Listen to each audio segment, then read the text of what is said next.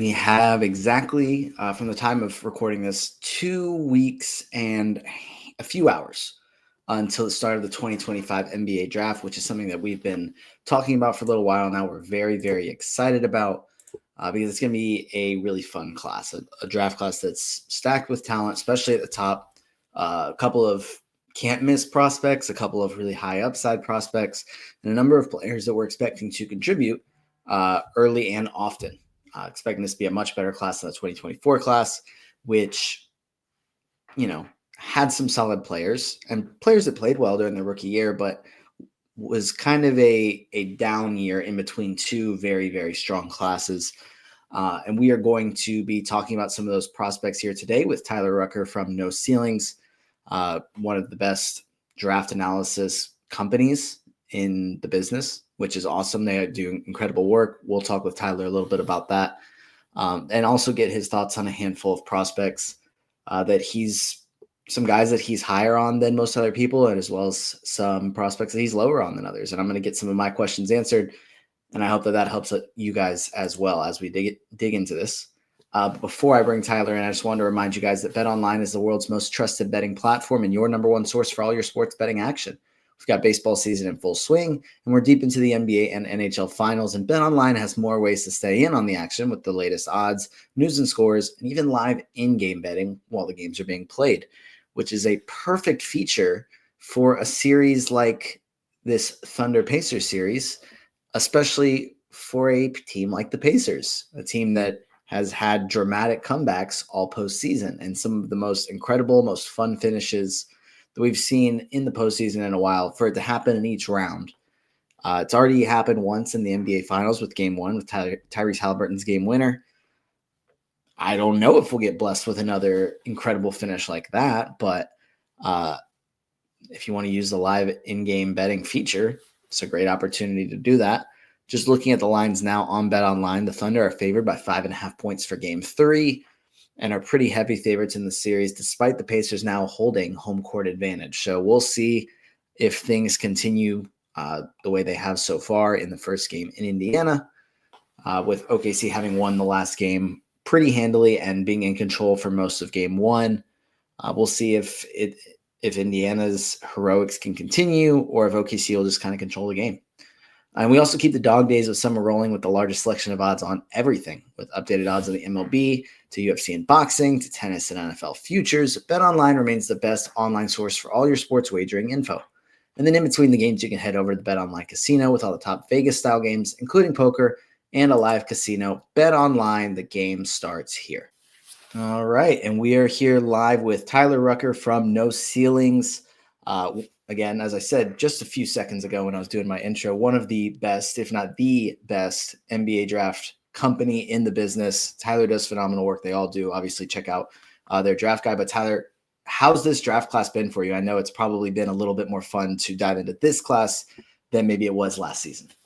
Yeah, it's great to be back on, Noah. Thanks for having me again. It definitely been a fun class to get excited about. It's going to be one that kind of delivers on the hype. I think there's a lot of firepower near the top. I think last year's class was getting a bad rep, but we saw there's some talent. There's some good guys that have some potential, and I think this class is even going to be stronger. So a lot of talent that's going to excite some people, and then I think there's still some intriguing names later on that could be early contributors. Absolutely. And yeah, like last class, it was a lot of, well, maybe if this goes a certain way or this player fits in on a certain team, they can be pretty good. But feels like this class, there's a lot more, oh yeah, we can see a path for this player to be a star. And obviously there's a few home run hits at the top that we feel pretty good about. We have a few players that we're going to talk about today. The first one is going to be the center from Georgetown, Thomas Sorber, who I'm going to bring up on the screen here. I'm sure you've already seen Data Baller and already looked through this site a ton. So I've just been using this as kind of a background when I'm doing podcasts, just to have really good information on the screen. So it's not just staring at my face the whole time, just a little extra something to look at. But can you just kind of give me your overall thoughts on him as a prospect? Yeah, he's been a really interesting one. Freshman at Georgetown was kind of making some buzz to start the year, and I think scouts around the league were kind of just waiting to see, hey, is this legit? What happens when we get to conference play, when the teams get a little bit tougher with competition, and Sorber really impressed through those. measured a lot bigger than people thought. I think people were worried about his size. Like, hey, could he be a big true center in the league? And then he had like a 7'6" wingspan, which kind of caught the attention of everyone. I think he's a bit of a dark horse in this draft because he had a season-ending foot injury, so he hasn't really been able to work out for teams and everything. And I think if he was able to, he probably would have been a name that's going to rise a little bit. So one of those names that tough player, big build that kind of does some dirty work down low, knows how to use his strength and offers some shot blocking. So I think he's just one of those names that could shock people on draft night, go a little earlier, or he could be some great value if he gets to, a team later that might get some gold because it's a better fit roster and some great upside. So Sorber's one that I'm just a little higher on, I think, than the consensus, but it's not difficult to see why. He's got some good defensive numbers and some good tools to work with. Yeah, definitely. He's a player that I've really liked, and I'm excited to see where he lands, whether that be late lottery or later in the teens, maybe even early 20s. Be interesting to see how he fits in. I think the one concern I have, because if you look at the numbers, especially as like this being a fantasy podcast, trying to see how players are going to produce statistically, he has a number of different strengths. Like obviously the rebounding is there, but the defensive stats are great. He seems to be a pretty good passer, and I'd love to get your thoughts on him as a passer as well. But is there any concern here with him being 6'9", 260 and having a foot injury that caused the season to end a little bit early heading into his NBA career? Yeah, it's one of those names that starting out of the year I was a little colder on, and then as I kind of started to dive into him, I feel like each time I watched his tape, I was like, okay, there's a lot more intrigue with the versatility than I was expecting. The passing, it has some good flashes, and I think with bigs, I'm pretty patient with the playmaking. I'm not expecting everyone to be Nikola Jokic because it just doesn't happen. But I think you just want to be like, hey, if you get doubled, do you know where to go? Do you have some good vision, some anticipation? And when it comes to, you're talking about his size, like the foot injury is a real thing. I think asking around, like it's a concern, but it's also one of those like, hey, we haven't heard anything about it failing. So a lot of scouts I've talked to have said like, if he gets the green light on medicals, I think he could go lottery. But it's always just the one like if, and it's tough with waiting for the medicals because I feel like we usually find that out at the latest possible time in the draft process. So it's like the week of, we've all of a sudden like, oh, here's what happened. So I think teams are going to want to be like, hey, the weight is up there. I mean, he's around 6'10", 260, which is a big number, but can the foot injury, be something that's going to improve? I think his conditioning since high school is like much improved. So it's trending in the right direction, but can that not be a problem moving forward? Because I think there's just a lot of really good tools for him to be a productive big early on in his career. 100%. I think along with that would end up being kind of the fit. Where does he fit in with a number of the teams in that range? And I'll probably ask your opinion on all the guys we end up talking about. A specific team that maybe you'd like to see him go where you think he can make a contribution early on, whether it be one of the later lottery teams or into the early 20s. Is there a specific team that you think, yes, this would maximize his production early on, and then maybe even also maximize his production over the next 5 to 10 years of his career? Yeah, it gets a little interesting with Sorber because I think you can make the argument with him in a lot of places kind of in that late lottery. It would just also kind of be like there also could be some other names on the board that, have been consensus really high up. So he just would kind of have to wow teams with their interview process. And that's where it gets a little tricky with like not being able to work out. But I think 12 at Chicago would be a little bit of a like eye opener on draft night, but also would make a lot of sense. They might have Vucevic kind of on the move, and Sorber would just be one of those names you're investing in long term. Like, hey, here's our big man foundation. OKC at 15 could get interesting. I think if they're just like, hey, let's get another big in the mix that we can groom and add some toughness and rebounding, and then after that, I think he really could kind of make the argument anywhere. It's just one of those.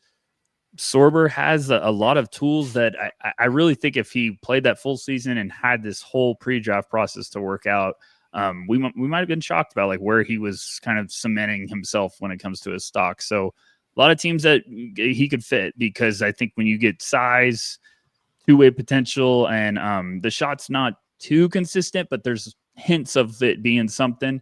You just usually don't see that. So teams will be like, hey, this is good value. We might not have been able to find this if he was healthy. Yeah, I think we've been kind of begging Chicago for years to finally pivot into more of a rebuild. So maybe drafting Sorbo would be a reason to actually trade Vooch finally.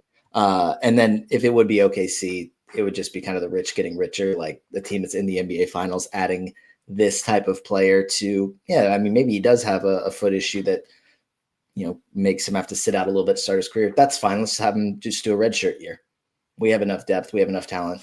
OKC would be a cheat code of a situation, but definitely a prospect that you like, that I like. Excited to see where he lands on draft night. The next player I do want to talk about is an international prospect, Noah. I believe it's Essenge. Correct me if I'm wrong. I haven't been able to find a good pronunciation list online yet, but Noah Essenge, who's still playing in playoffs, if I'm not mistaken, that hasn't ended yet. What are your thoughts on him as a prospect overall? He's a big riser right now. It's always tough this time of the cycle because it's easy to fall in love with the guys that are still playing and everything's fresh. So the international guys, I seem like always get a little bit of a bump this time of the year just because if they're playing good, it's new and we get to talk about them. But Noah's one of the youngest guys in this class. He's right up there with Cooper Flagg. He's still 18 years old. I think he turns 19 in December. Really been a big fan of him the last couple of years because just there's a stretched out forward with great length and a lot of raw tools that are kind of coming together at the perfect rate, if you want to put it that way, like each year. He's also one of those, like, even when, maybe he's not dominating offensively, he just finds a way to make an impact where it's, rebounds or hustle plays defensively. So I think he's become a popular name because teams are seeing like, okay, eventually there's a little bit of an upside swing here. And for teams picking early, I think you always are balancing, well, do we want to swing for upside because we're hoping that we're not picking this high again next year? And I think he's going to be really intriguing because there's a route in which a really good two-way player kind of develops. And there's just I think a lot of untapped ability still that is coming around. So the shot's trending in the right direction and the rest of his game is, and I think he's going to be a bit of a wild card on draft night because I think he could end up in the lottery. It's just how high is he going to go? Yeah. And what I've seen and what I've researched and what I kind of took away from him is that he's obviously a really young prospect, which is encouraging for his type of upside. We've seen in this playoffs that he's playing in right now some really good performances, some really not so good performances, but it seems like he's going to make an impact on defense. He's going to be a pretty good rebounder, and a lot of his scoring is going to be done in kind of off-ball situations where he's not necessarily creating his own shot. Do you think there is too much of a limitation for him as a shot creator where he may not be able to have success in that regard, which could limit him as a player? It's one of those where going back a couple of years ago, he's with Ratio Farm Ulm right now, and a couple of years ago he was with their younger academy, Orange Academy, and it just seemed like he always figured out a way to make an impact and score, even if it wasn't like on ball creation or whatnot. Really good in transition. He's a good athlete. He just pops on the screen because of his length and a lot of people throw out Giannis, which I hate to do that, but you get the idea with Giannis of just like this lengthy guy that can get places in a hurry with his amount of ground he can coverage. So I think the on-ball stuff is starting to kind of trend in the right direction, but it's just one thing that's going to have to be patient, and that's where he's got youth on his side. But the shot has been really, really impressive in terms of like where it was 2 years ago to where it is now. Like it's really come along that way. So I've had some people throw around like Pascal Siakam kind of as a comparison. I'm like, that makes some sense. I could see that. So I think you're just getting that stretched out forward who can kind of do some damage around the basket, rebound, make the hustle plays. And then you're hoping as his career goes on to continues to kind of chip away at unlocking some on-ball stuff. But yeah, I think right now he'll be more of an off-ball kind of hustle play guy that, just makes an impact on both ways. Yeah, it's probably not super fair to give him the Giannis comparison. Yeah, just as an 18-year-old kid. We'll just compare him to this potentially like top 25 NBA player of all time. This is his comp. This is who he's going to be. Yeah, he's going late lottery or maybe even outside the lottery. It's probably not the best thing for his career. And I know we'll talk about another guy a little bit later who's also getting those type of comparisons to a generational talent. It's a little sneak peek there for everyone listening. But when I've been doing mocks, I really find myself liking taking Essinge to Chicago at number 12. I think that is a pretty good fit. Maybe we'll just keep doing that for all these prospects and just talk about how they're all going to go to Chicago. It's not, gives them options, but I think him just joining the team where it is right now, if they don't make too many other roster moves, I do think, like you said, he's a player that can impact early on. And also he's playing with a really good point guard right now in Ben Seraph, who's also probably going to be a first round pick as well. And so if he's able to join a team and impact things on defense and then get easier buckets with Josh Giddey as the lead ball handler, assuming he's back with Kobe White there, I think that's a pretty good fit. But is there any other fits? Maybe you like that one. Maybe you like some other ones. Where do you think would benefit his career, both in the short and the long term? Yeah, I like a lot of names going to Chicago when it comes to just like that upside and trajectory. I think he'd be a great value there. He's just a really popular name right now. I think Toronto at 9 could make some sense just in terms of like if they're swinging for upside and trying to just kind of get someone they can be patient with, especially with that roster and, Brandon Ingram and stuff. It's just one of those like, hey, let's get a really high upside talent and be patient about it. I think there's a lot of names that you get to that 8 and on point. It makes sense to kind of swing a little bit. Even Brooklyn, where they could be like, let's draft them and play them. Let them just learn through some reps. So, and it's funny because we're going to say Chicago and OKC for everyone, but it's just also in Spurs at 14. It could be a one, obviously the French connection with Victor Wembanyama. So Noah's got a range that I think is in that lottery. I had a scout before. It was like, someone's taking him to the top 12. We just don't know who it is, but someone's going to swing on him. And I think that's because of the youth, the tools, and the upside that still is kind of being untapped, because he keeps showing you that there's more to his game, I think, than people have been realizing, scouts too. Like, I think he just keeps stepping forward and reaching new benchmarks. So Noah's a fun one with a lot of upside. Yeah, we'll definitely be keeping an eye on how early or how late he ends up slipping in the draft on draft night. But we'll kind of pivot and talk about a prospect who's on the older side of things. Obviously, Essinge is one of the younger prospects, but we'll talk about Nique Clifford now, who I think a lot of people are excited about him potentially going to a team that's going to be a playoff team next year and seeing how he can contribute from day one. What are your overall thoughts on him as a prospect?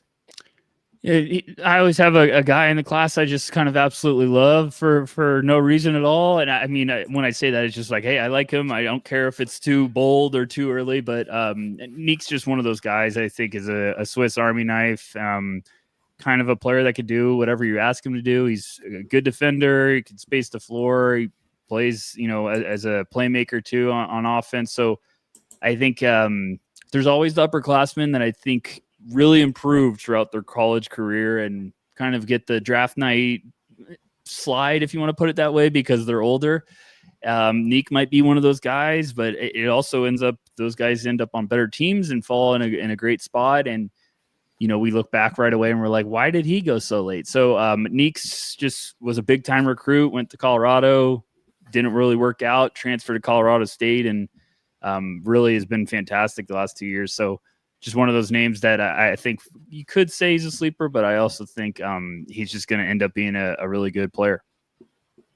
And he is just one of the, I think, players that's just super value in today's NBA, in the sense of like with the modern CBA. Like, you're looking for players that can contribute from day one, that aren't going to cost you a whole lot of money. He's going to be obviously on a rookie contract and potentially going right outside the lottery. There's a number of teams there that could utilize a player like him. Are there any concerns from you about him being 23 years old already? And I think will turn 24 during his rookie season.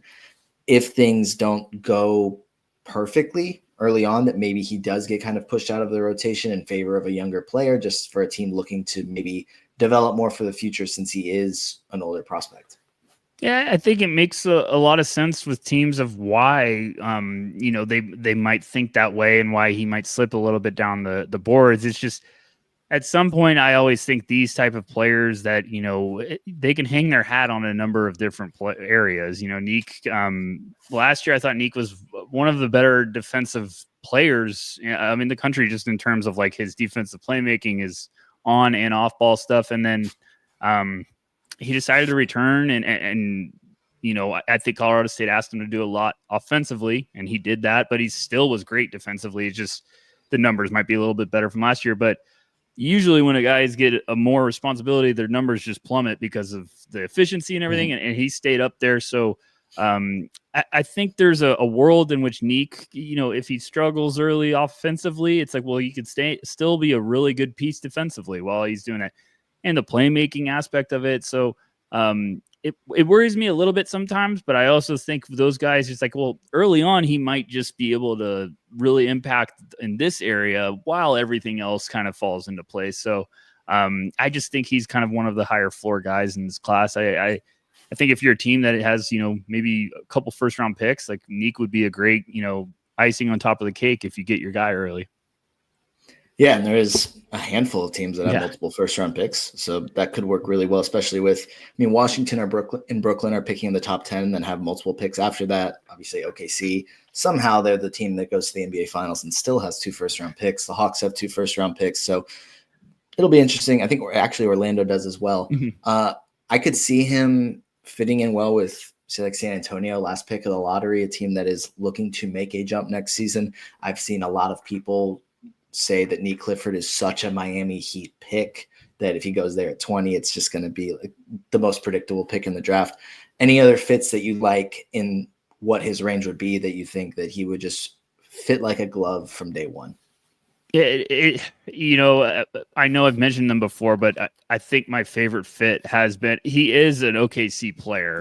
They like to hunt these guys that offer the versatility, like Jalen Williams. I've kind of talked about, he reminds me of watching Jalen Williams coming out as a prospect, just of how many parts of the game he can impact. And Nique's a really tough rebounder too for a wing. So I think that's the run though, where I'm like, he makes sense everywhere. I think he makes sense in Orlando. Minnesota makes a ton of sense, especially, you know, if they think they might lose Nickeil Alexander-Walker. And then, yeah, Miami, it actually like crept into my head this morning. I was like, oh, he's going to go to the Heat, isn't he? This is going to be the Heat culture guy. So it's funny when you kind of have a prospect like that and you rattle off those teams. You're also like, shouldn't that be a sign to all of us that we're just listing the best drafting teams and saying like he should fit there? So he makes a sense in a lot of places, and that's where I'm just really curious to kind of see like who's gonna invest in taking the jump, because I know we've had older prospects go early in drafts previously, but I think Nique's way more well-rounded than some of those guys. That's a really interesting point that I hadn't really like put together about saying, we're going to say all the really good drafting teams would really want this guy. They draft well and consistently draft good players. Maybe we should be higher on this guy. Maybe we should consider him as a late lottery guy just because, well, we expect the good teams to take him. That's kind of an interesting way of looking at things. So yeah, it's just funny because I'm always like, well, isn't that something where it's like another team should be like, well, okay, like we're expecting him to fall there, but you know, it's also just those are the teams I think that are always willing to say we see it, we see a good player here. We don't need to chase the upside swing to try to find an all-star. We'll find a guy that stars at his role. So yeah, it's just interesting. Yeah, we'll see if any other teams decide to take a page out of the good drafters book and take a player like Nique Clifford during the draft. The next player I want to talk about is a guy that I think you were the first one that I saw being super high on him. That's Carter Bryant from Arizona. Hadn't really seen much about him until I think I saw his tweets from you. And now I really like him. And I think if you just look at the numbers, you are almost be a little bit confused. Like if you just look at box score stats, like, why is this guy being talked about going top 10? He did nothing, but he's obviously a very talented player. Why do you like him so much? It's one of those things with scouting. I kind of got taught when I was taking this serious early in my career. They're like, hey, 1 year doesn't tell the story. And it's a good reminder every year when I'm doing this is like, hey, sometimes players, especially like incoming freshmen that are big time recruits, you know, they don't land in the perfect situation. So maybe they struggle to get minutes, or maybe just the production doesn't come around. And with Carter, I've kind of been watching him the last couple of years since in high school. He's really, like, you can tell the work ethic because his physical transformation and his game have just taken off. And you've heard everything good about him behind the scenes, about the intangibles, and his interviews have been great. I think he's had a really good pre-draft process, but at Arizona, they had a really tough roster with a lot of veterans. So I was like, this might be tough for him to get minutes. They usually don't just hand it over to the freshmen. And I think he battled and figured out a way to, let me lean on defense. Let me make winning plays. Let me kind of be the off-ball guy with good awareness. And then you start to see the game kind of develop and blossom throughout the year. So if you look at his stats, if you just look at the numbers, you can be like, why is this guy talked in the lottery? But if you watch him on the court, he's tremendous. I think Arizona's like on-off numbers. I think they were one of the better teams in the country, like fourth or something when it came to the defense when he was on the court. And maybe his offense, but the numbers were ridiculous when he was on. And then I just think there's a lot of untapped potential with his game. He measured great. I think he's still got room to fill out with his frame. So the league always loves these 3-and-D guys. And then if you can also have upside, I think they drool over that. So that's why I've just been one of those, like, he checks a lot of boxes quickly for me. And I think he's got a little bit more offensive game than people are expecting, but Carter's probably the most popular name right now in the draft space. People are all wanting to talk about him, and I know teams picking outside the lottery are like, we really want him, but we don't think he's going to make it to us. So he's been a popular name. So let me ask this. It might be more of an in-depth like comparison question, but a prospect like Drake Powell, who you could draw some similarities to, both in, I guess, size, with Drake Powell having a 7-foot wingspan and a 43-inch vert, like slightly better than Carter Bryant, but like pretty similar, and also being in a similar situation where he was on a North Carolina team with, I think the number 2 scorer in school history, RJ Davis ended up being, and is a freak athlete, did a lot of things, I think, on defense, but didn't get the opportunity to do as much on offense.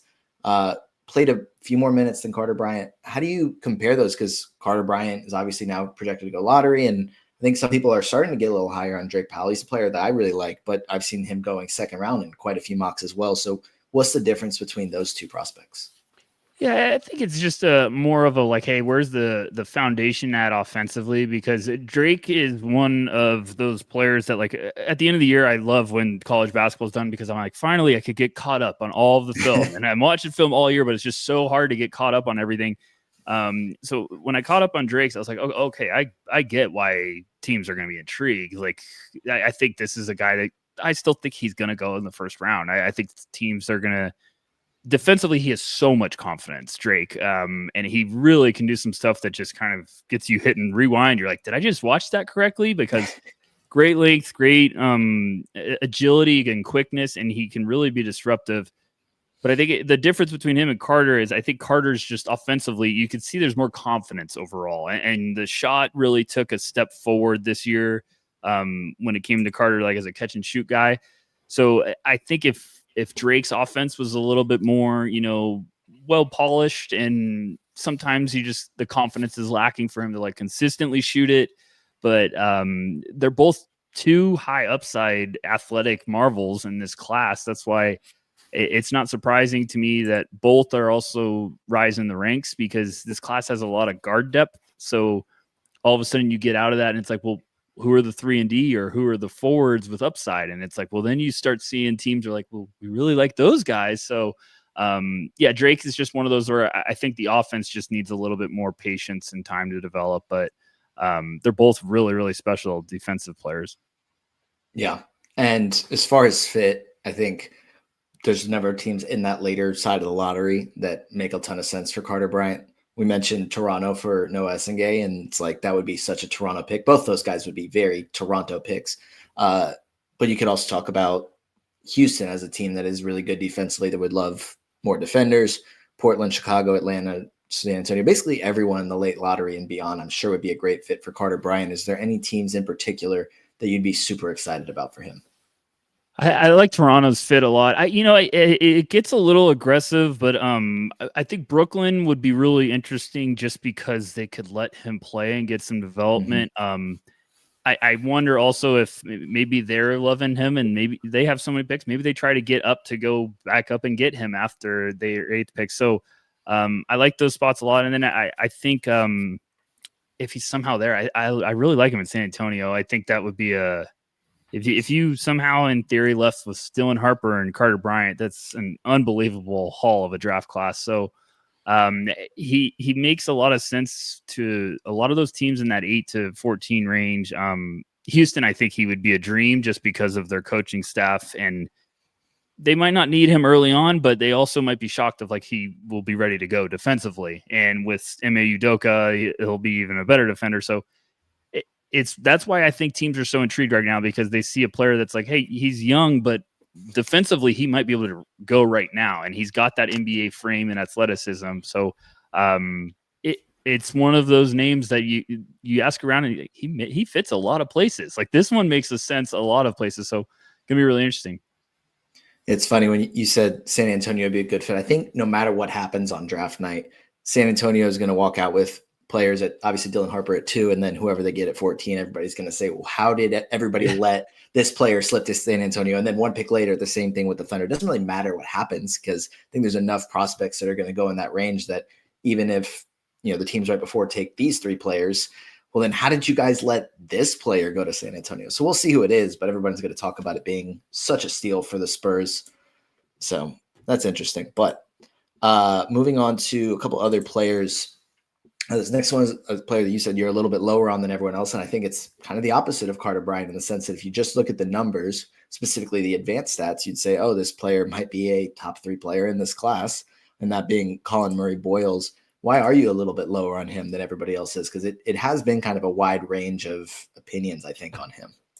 Yeah, probably one of the most discussed prospects, I think, in this class, especially around, talking around the league. You get a different answer for every person you talk to. It just has a completely different number when it comes to Murray-Boyles. I really like him. I think special defensive, like, prospect forward.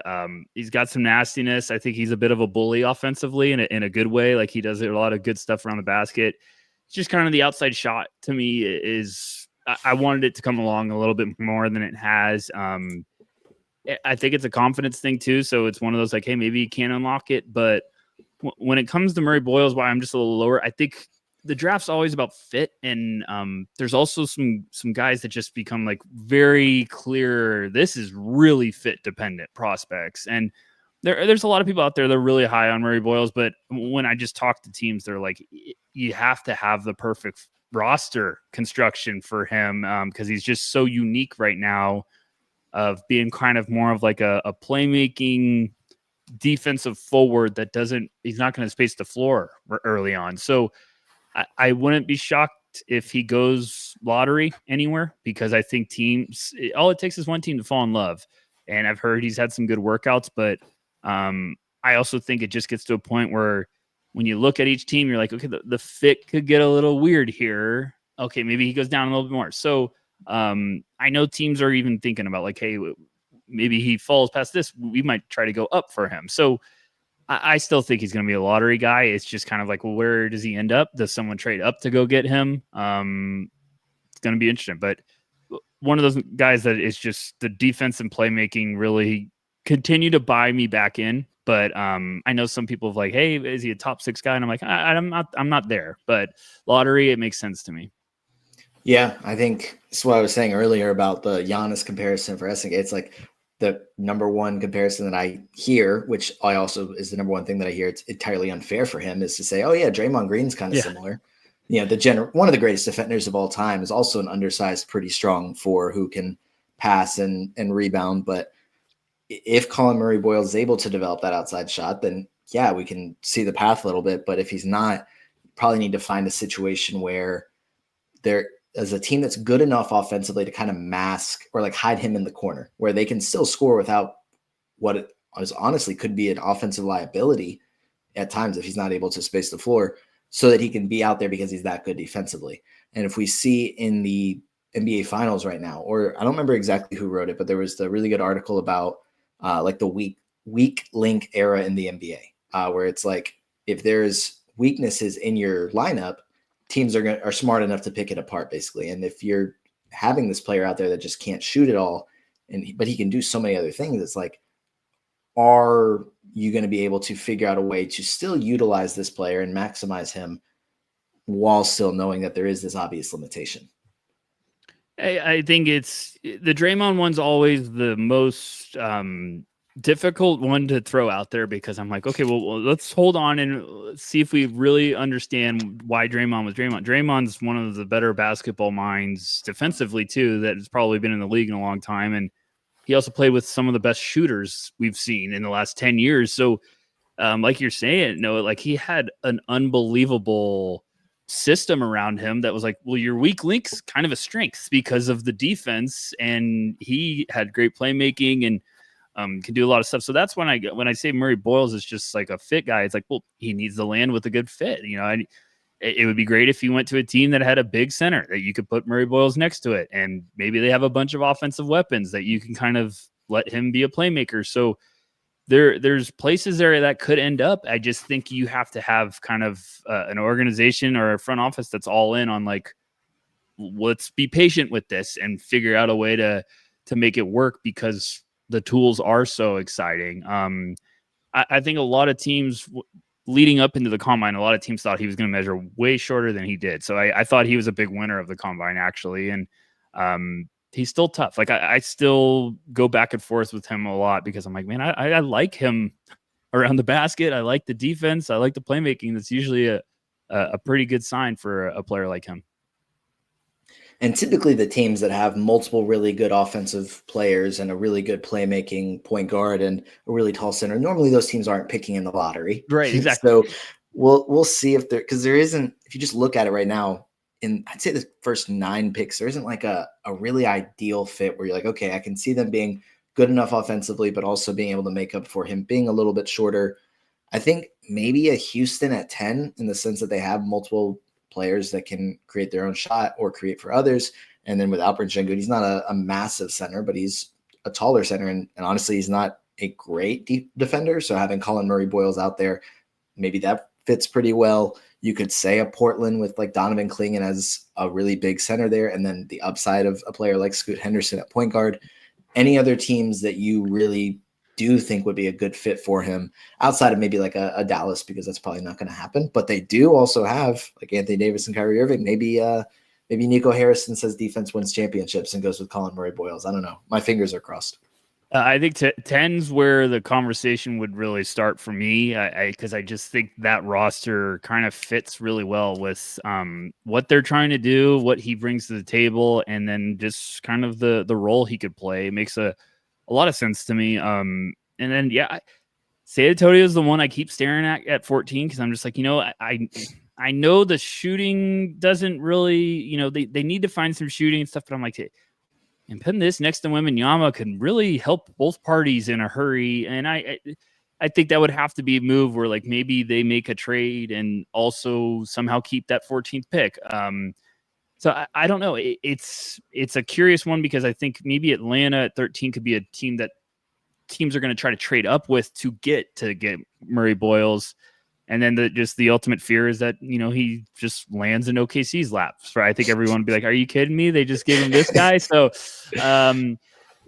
that's where I think just the fit, because it's not like he's not a talented player, but you kind of get down to that 10th pick and you're like, well, look at all the names that are going to be on the board still. And then what if they just don't pick Murray-Boyles? And you can easily see why he could slip a little bit. But again, it only takes one team to fall in love. So we're saying this now, and maybe he goes 7th and shocks the world. But the later you get, the more fits that become really exciting, I think, for Murray-Boyles. And that's why it's like, hey, I'm never rooting against the prospect. I'm just saying, like, I think the fit's more important with someone like this than we might realize. Yeah, would rather see him go to a good situation that maximizes him as a talent than just see him go early just because he might be good. So that's a very fair way of looking at things. The last prospect we'll talk about is the center from Duke, Collin Murray-Boyles. Is it Malawach or Malawach? Do you have a good pronunciation? I think I've heard like every version. I just keep saying Malawach, but I think like then I heard a broadcast this year say it the other way, and then the next game it was back the other way. So I don't know. I think they're both right at this point. Okay. Well, I'm looking forward to getting the NBA's official pronunciation guide for this class, because that's usually when I start holding myself accountable that, hey, you actually need to learn how to pronounce these guys' names. Is usually when that comes out. But obviously a highly touted prospect, really one of the taller prospects in this class. There is, I think, a good bit of upside here. He's a young prospect, and there's like you can see some shooting upside, but if you're not a believer in the shot, then maybe you don't see a ton of the upside here. How do you feel about him as a prospect? It's honestly been one of the names I've struggled with the majority of the year, and mainly because the upside's so tremendous. It's really raw, but it's coming together, and I kind of every year I kind of know right away, like, oh, I'm gonna struggle. This is gonna be my guy that I'm grinding on his tape and evaluation till the end of the year. Like I just always find one. And Malawatch early on, I was like, this is gonna be it. And I started to warm up to him a little bit more now because I've gone back and watched where he was, 2 years ago, was playing with South Sudan and FIBA, and even some of his basketball without borders stuff. You could see the impressive transformation when it comes to like his mobility on the court, not just like his physical, but like he's much more assertive now with like his movement. I still think there's a long way to go in terms of just like consistency and defensively, like knowing where to be and reading rotation, stuff like that. The shot blocking is like something that's teased, but I feel like I was like, I'd like it a little bit more. He's right now he's just one of those really good high upside like rim running bigs. And why I'm warming up on Malawatch is because those usually have a pretty high floor in the NBA. If you've got great strengths, length, and you can be a rim running guy, like can rebound, usually you could carve out a pretty nice career. It's just throughout the year, there's been like, hey, he's top 5. And I'm like, man, I might get a little rich for my taste. But if you're a team and you see the upside and you're willing to be patient, I get taking the swing. It's just there's always guys where I'm like, it might be a little rich for me, but the shooting touch is intriguing. I just am also like, well, are we taking the 7-2 guy to shoot threes or just kind of be a Jonas Valanciunas that makes you respect him from out there a couple times a game? So a lot of tools with Malawatch that are fun, but I also think there's just a lot of questions that are like, okay, if this doesn't come around, are we still comfortable with taking him that high? Yeah, and I think that's an entirely fair way of looking at it because no, you probably don't want him shooting 4 or 5 threes a game. I think that maybe if there is enough of an outside shot there that if he's sitting out on the perimeter to create some space basically in the paint, where if they pass him the ball, teams feel like they have to actually close out on his shot. I think that would be enough of a shot for me, but obviously we'd like to see a little bit more. But a phenomenal offensive rebounder in college, obviously shot a really high percentage, incredibly tall as a player. So those kinds of things make sense. And I think that will translate well to the NBA. And there are a few teams kind of drafting in that late lottery range once again. Could end up being a player that goes a little bit earlier, but a few teams I think in kind of the later lottery that I'd be very excited about, but they might have to move up to get him because he is a player that I think some people are considering closer to a top 5 player than maybe a top 10 guy. Any teams in particular that you think he would be a really good fit with? Yeah, I think Brooklyn makes a lot of sense, just kind of where their team is, and I think this is a good if you're a team like Brooklyn where you're like, hey, we have all these picks this year. I think a good start with your official rebuild is like, let's get a big man in the middle, and then start adding pieces around him. And I just think getting somewhere where he can play and you can try to get the growing pains out while they still want to be bad for next year because next year's class is so great. So you just want to kind of develop guys this year.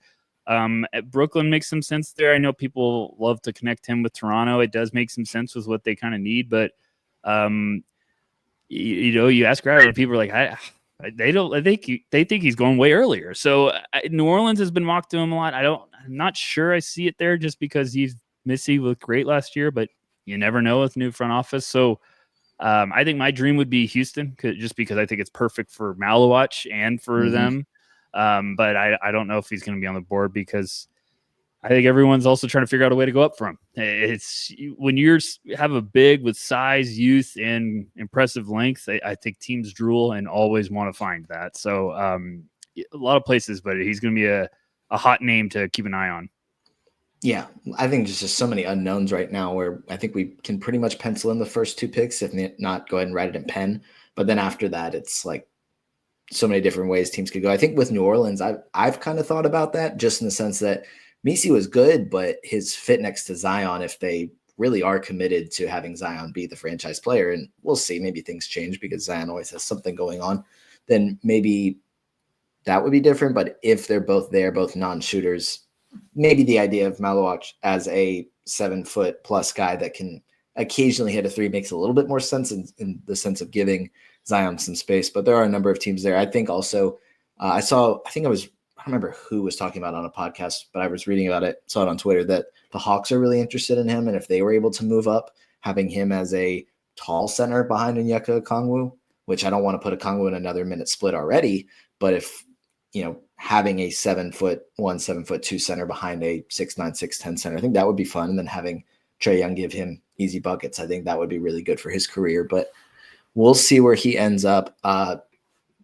That's who we had on the list, but I do kind of want to get your thoughts on Cooper Flagg. If you can just briefly talk about just how good he is as a prospect.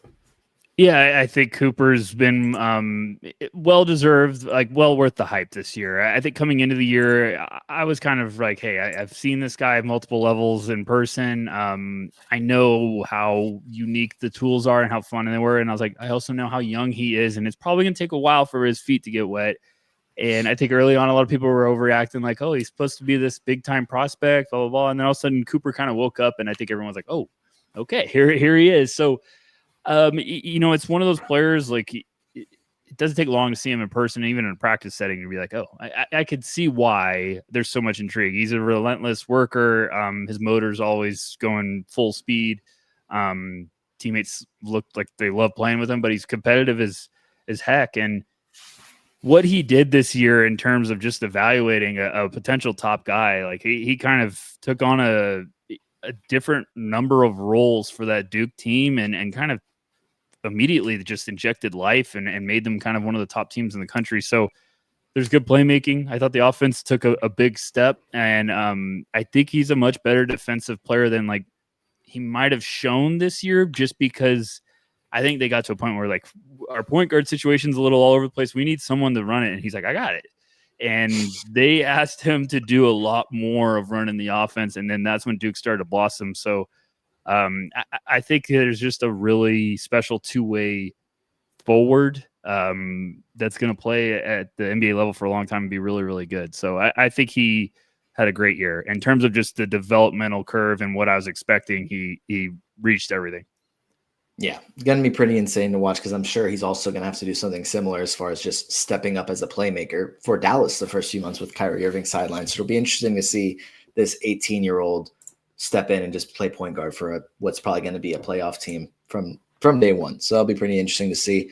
That's all we've got. But before I let you go, Tyler, can you talk to me a little bit about this year's draft guide and what everyone can, I guess if they haven't gotten it already, what's in store for them? Yeah, it's over at noceilingsnba.com. You'll find all of that information, but basically it's just a digital guide. It's got 100 prospects. We did 3 pages of graphics, illustrations on each player.